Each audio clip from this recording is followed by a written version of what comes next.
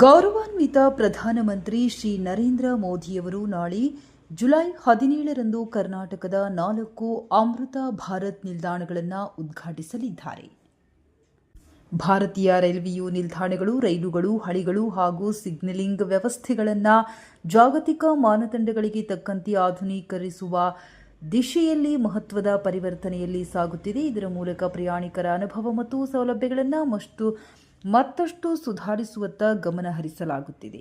ಅಮೃತ್ ಭಾರತ್ ನಿಲ್ದಾಣ ಯೋಜನೆಯಡಿ ಗೌರವಾನ್ವಿತ ಪ್ರಧಾನ ಮಂತ್ರಿ ಶ್ರೀ ನರೇಂದ್ರ ಮೋದಿಯವರು 2026 ಜುಲೈ 17ರಂದು ದೇಶಾದ್ಯಂತ ನವೀಕರಿಸಲಾದ 75 ರೈಲು ನಿಲ್ದಾಣಗಳನ್ನು ವರ್ಚುವಲ್ ಮಾಧ್ಯಮದ ಮೂಲಕ ಉದ್ಘಾಟಿಸಲಿದ್ದಾರೆ.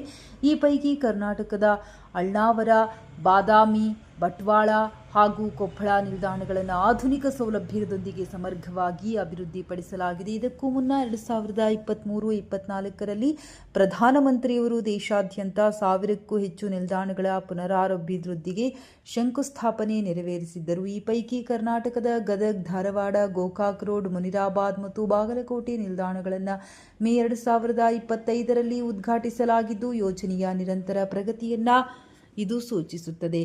ಪುನರಾಭಿವೃದ್ಧಿಗೊಂಡ ನಿಲ್ದಾಣಗಳನ್ನು ವಿಸ್ತರಿಸಲಾದ ಹಾಗೂ ಸುಧಾರಿತ ಕಟ್ಟಡ ವ್ಯವಸ್ಥೆ, ಪ್ರಯಾಣಿಕರ ಸುಗಮ ಸಂಚಾರಕ್ಕೆ ಅನುಕೂಲವಾಗುವ ವಿನ್ಯಾಸ ಮತ್ತು ಸ್ಥಳೀಯ ವಾಸ್ತುಶಿಲ್ಪವನ್ನು ಪ್ರತಿಬಿಂಬಿಸುವ ಆಧುನಿಕ ಮುಂಭಾಗ ವಿನ್ಯಾಸವನ್ನು ಅಳವಡಿಸಲಾಗಿದೆ.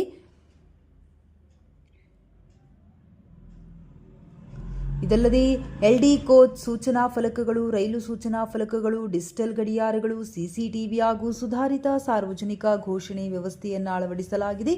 ಪ್ರಯಾಣಿಕರ ಅನುಕೂಲಕ್ಕಾಗಿ ಉಚಿತ ವೈಫೈ ಮತ್ತು ಮೊಬೈಲ್ ಚಾರ್ಜಿಂಗ್ ಪಾಯಿಂಟ್ಗಳನ್ನು ಒದಗಿಸಲಾಗಿದೆ. ನಿಲ್ದಾಣಗಳ ಸೌಂದರ್ಯ ವರ್ಧನೆಗಾಗಿ ಕಲಾಕೃತಿಗಳು ಮತ್ತು ಭಿತ್ತಿ ಚಿತ್ರಗಳನ್ನು ಬಿಡಿಸಿ ಪ್ರಯಾಣವನ್ನು ಇನ್ನಷ್ಟು ಆಕರ್ಷಕ ಮತ್ತು ಸುಖಕರ ಮಾಡಲಾಗಿದೆ. ಈ ಎಲ್ಲ ಅಭಿವೃದ್ಧಿಗಳು ಭಾರತೀಯ ರೈಲ್ವೆಯು ಆಧುನಿಕ ಮತ್ತು ಸ್ವಾವಲಂಬಿ ಭಾರತದ ದೃಷ್ಟಿಕೋನಕ್ಕೆ ಅನುಗುಣವಾಗಿ ವಿಶ್ವ ದರ್ಜೆಯ ಮೂಲಸೌಕರ್ಯ ಒದಗಿಸಲು ಹಾಗೂ ಸುರಕ್ಷಿತ, ಆರಾಮದಾಯಕ ಮತ್ತು ಪ್ರಯಾಣಿಕ ಸ್ನೇಹಿ ಸೇವೆಯನ್ನು ನೀಡಲು ಬದ್ಧರಾಗಿರುವುದನ್ನು ಸ್ಪಷ್ಟಪಡಿಸುತ್ತವೆ. ಡಾಕ್ಟರ್ ಮಂಜುನಾಥ್ ಕನಮಡಿ, ಮುಖ್ಯ ಸಾರ್ವಜನಿಕ ಸಂಪರ್ಕಾಧಿಕಾರಿ, ನೈಋತ್ಯ ರೈಲ್ವೆ, ಹುಬ್ಬಳ್ಳಿ.